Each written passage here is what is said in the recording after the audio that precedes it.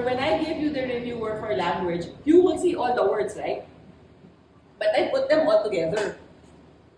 Okay? But I put them all together.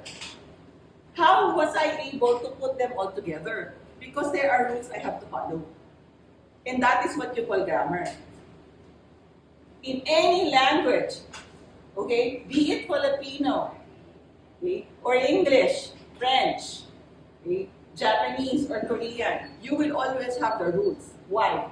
Because you cannot just use the words on their own, correct? So if you have to make sense, okay, you have to put the words together to come up with a sentence.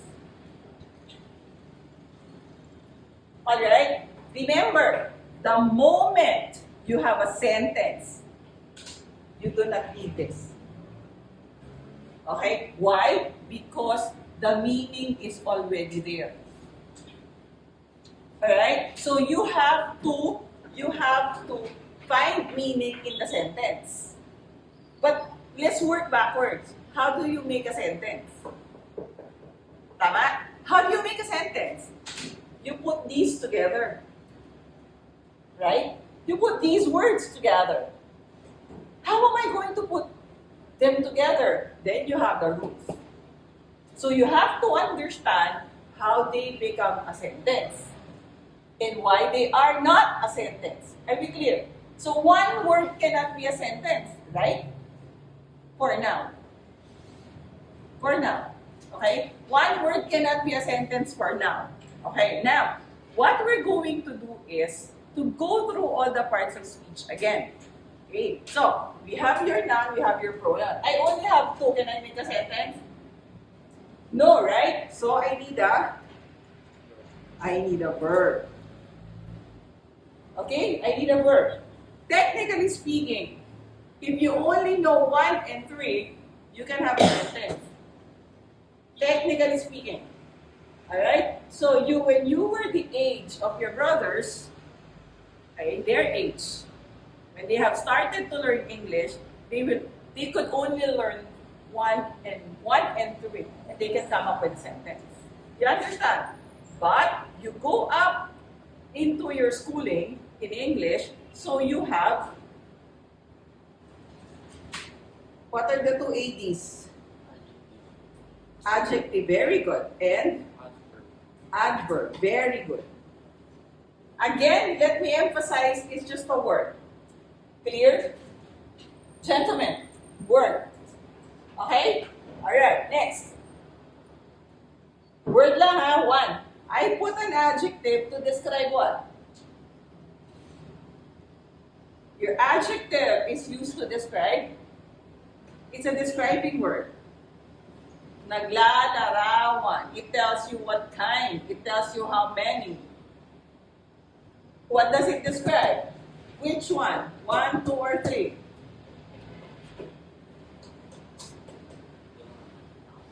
Na, very good. So it describes a noun. We're clear? We're clear? So an adjective describes only a noun. So if it can describe a noun, it can describe a pronoun, right?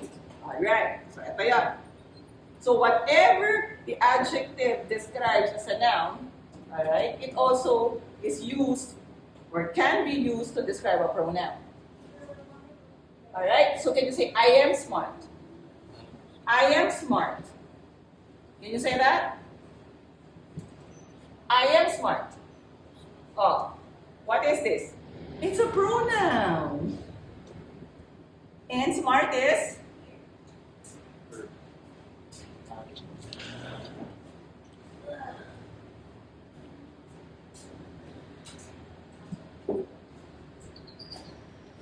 You understand? Again, can you say, I am smart? I is a pronoun. Let's change it to Justin. Justin. Now, if I change it to Jax, noun. Okay? Okay? So, Justin is smart. Okay?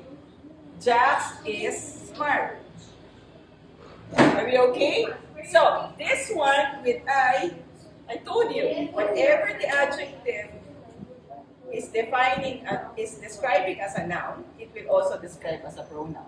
Up to this point, are we clear? Okay, let me take my chance. What is am? So, verb to. See? You only need two kinds of words. Actually, three nga dito eh. O, three. You need a pronoun, you need a verb, and you need an adjective. Is that a sentence? Does it make sense? It may not be true, but it makes sense, right? It makes sense. So, it's a sentence. Alright. So, adjective and adverb, if an adjective describes a noun or a pronoun, what does a verb do? Adverb do? From the term itself, what does it describe? A verb. So, generally speaking, it's another describing word, but it describes, basically, from the term itself, it describes, to begin with, verbs. So, action words. Are we all right? Up to this point, are we clear? Huh? Am is not an action word. It's a thinking verb. Up to this point, are we clear? Okay, so these are your describing words. Let's move on. Alright, so you have your preposition. You have your conjunction. And you have your interjection. So if I say wow, wow, oh, and I express strong emotion, I am using an interjection. Alright? Okay, in your exam, you have here your preposition, you need your preposition, and you need your conjunction. Alright? Let me explain. Word lang ako ha. I am only explaining the word and the use. You understand? You understand? Okay, can you say preposition? Okay, may I ask if you have a prefix in this word preposition? Do you have a prefix? Do you have a syllable that comes before the root word? Preposition. Pre. Okay? So, if you are using the preposition pre, okay, here, okay, the preposition pre is before. Again, what does it mean? The prefix pre means before. Okay, I will do that again, huh? So I will break this down. Again, can you say preposition? So before, tama. The prefix pre means before. Alright? Yes. Another word for position is place. Can you say that? Place. So position the camera in front of me. Okay, so you can make reels so my students can review later. So you can look at the YTC page and then you can review what I said if you forget. Okay? So possession, place. So a preposition, listen very carefully because this is part of the exam. A preposition is always placed before a noun. You understand? Two things. You have to know what a noun is, and you have to know what the preposition is. Do you understand? Okay? A preposition is always placed before a noun. You cannot have a preposition as a preposition if it is not placed before a noun. If there is no noun after the preposition, then it's not a preposition. Okay, so where do you find the preposition? Before a noun. Okay, so I find the preposition before a noun. So before is a preposition. A noun is a noun. It's a name. Right? So in the bag. This is a noun. This is a preposition. Are we clear? Alright? So if I say on the table, this is a noun, this is a preposition. Do you understand? The moment I say to study is to a preposition. What? Are you shaking your head or are you nodding your head? Yes, no. Is it a preposition? No. Why? Because? Because it's found before the verb. Therefore, in your lesson, in your coverage, it's covered in the exam, this is called an to is a preposition. Only if it is found before. From me to you. Yes? From me to you. From me to you. This gift is from me, from preposition. Me pronoun takes the place of a noun. To you. To is a preposition because you is a pronoun. Are we clear? If I say to listen, this is a verb. Therefore, this is not a preposition. The whole thing is an infinitive phrase. Are we clear? Up to this point, are we clear? Yes. Yes. Do I get a yes? Okay, let's stop. Let's stop there. Everything that I explained uses just a word. Tama? Okay. Alright? So I'm going to erase this. Your parts of speech, eto. Part of speech. One word, right? The word and how it is used. It is used as a name now. It is used for me to act. It's a verb. It is placed before a noun or a pronoun. It's a preposition.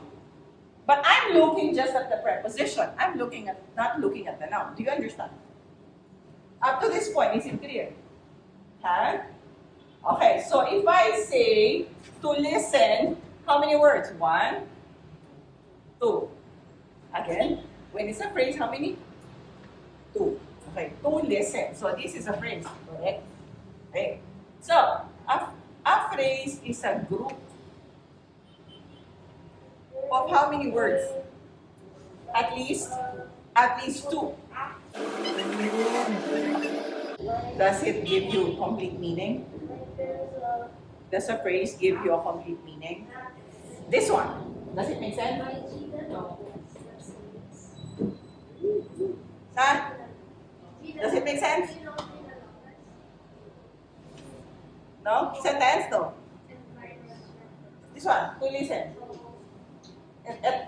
From me to you. Does it make sense? No, right? Okay. So if I say, studied very well. Sentence? No. No. Does it give you complete thought? No. But does it qualify of at least 2 words? Right. Okay. Now, so a phrase should be at least 2 words. Okay. I ask you, does it make sense? No, right? So, it doesn't give you complete meaning, so it doesn't make sense. It doesn't make sense, so it doesn't give you complete meaning. Okay? That is why a phrase will go back to the part of speech. Okay? Again, how does it look like, a phrase? For you to see if it's a phrase, how should it look like? At least 2 words. Clear? Okay, ha? At least 2 words. Okay? Of at least 2 words. It doesn't make sense. It doesn't have complete meaning. So it could not be a sentence, right? So, what do we do now? So, teacher, what's the use? Balik ka dito. It could be used, your prepositional phrase. You remember that? That's in your lesson. Your prepositional phrase, group of at least 2 words. This is a prepositional phrase. You go back, for it to make sense, you go back. It could be used as an adjective or as an adverb. You have to treat it as just the use of one part of speech. Are we clear? Gentlemen, you just changed the form. You just changed how it looked like. From one word to group of words that doesn't make sense. You go back to the use. You use it as an adverb or you use it as an adjective. Or you use it as a verb for that matter. Are we clear? Are we clear? Okay, listen. A word functions as what? As a name, as a substitute for a noun, as an action verb, as a describing word. Okay? Put two or more words, it becomes a phrase. Tama? Okay. Two ha, at least two. Now, if you put two words that doesn't mix, that both put together do not make sense, then that is still your function is just a part of speech. So you treat it as one. Okay? Shall I proceed? Okay. Babalikan ko to ha. I will make it more complex. So let's make it a clause. Clauses, you have independent, and then dependent. Alright, gentlemen, the independent, let's make it simple. Ha? Let's make it simple, ha? Your independent is your sentence. Alright, again, can you say, an independent clause is a simple sentence. Can you see that? Alright, an independent clause is a simple sentence. Alright? Okay. An independent clause is a simple sentence. Clear? So it's a sentence. You have put the words together, it makes sense. There is a meaning, there's a story, there's a use. You understand the information clearly. Nothing is hanging. So the meaning is complete, it makes sense. So this group of words gives you complete meaning. Therefore, it's a sentence. Clear? The moment it doesn't give you complete meaning, you cannot call it a sentence.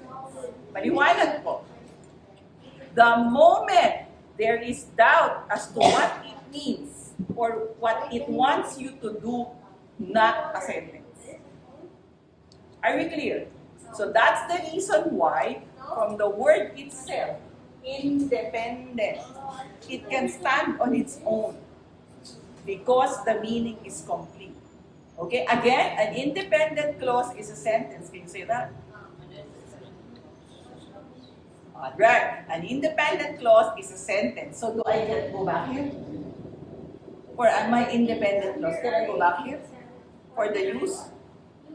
Can I go back to the part of speech for the use of the sentence? Do I still need this? If I have a sentence?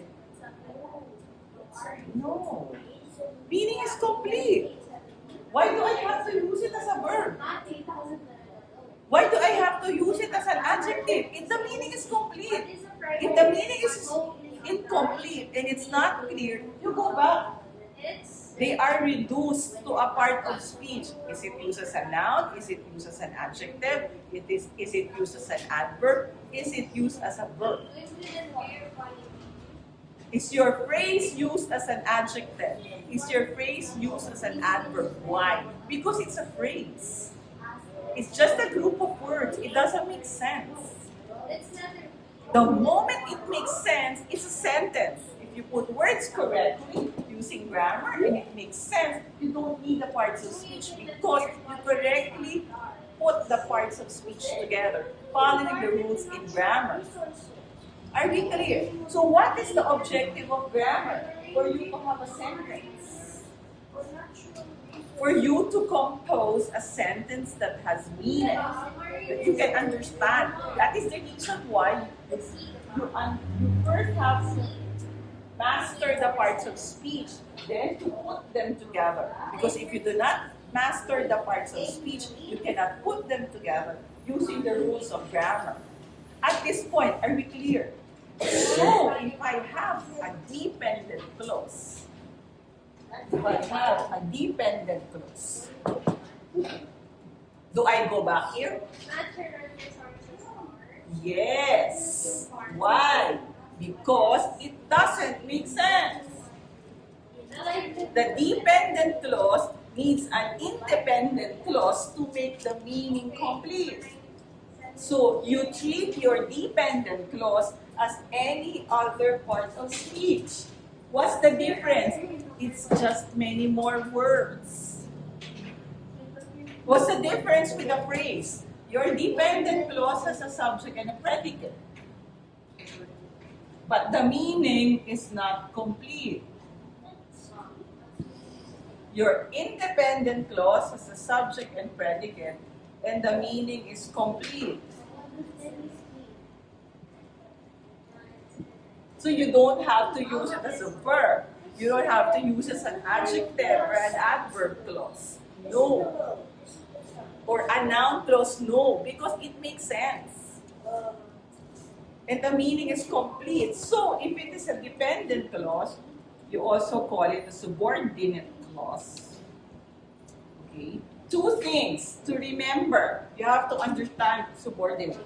Subordinate clause means dependent. Okay? Your subordinate clause has a subordinating conjunction found before the subject. If you do not have a subordinating conjunction found before the subject, read it again. It's probably an independent clause. You do not have, so your dependent clause is introduced by a subordinating conjunction, okay, or a relative pronoun, W, who, whom, whose. If you do not know your subordinating conjunctions, I can't help you anymore. Alright? As long as they do not belong to fanboys, they are subordinating conjunctions. Outside of fanboys, they are subordinating conjunctions. Okay, apart from subordinating conjunctions, relative pronouns who, whom, whose. Okay, demonstrative pronoun that begin your dependent clause. Now, teacher, what do I do now with my dependent clause? Well, you have to add your dependent clause. You have to look for an independent clause for your dependent clause to have complete meaning. Since the meaning is hanging because of the conjunction, hanging. The meaning is hanging because of the conjunction, like your phrase, okay, like your phrase, your dependent clause will go back to the use as part of speech. Noun, adjective, and adverb. Teacher, even if there's a subject and predicate, yes. A dependent clause is a subject and predicate.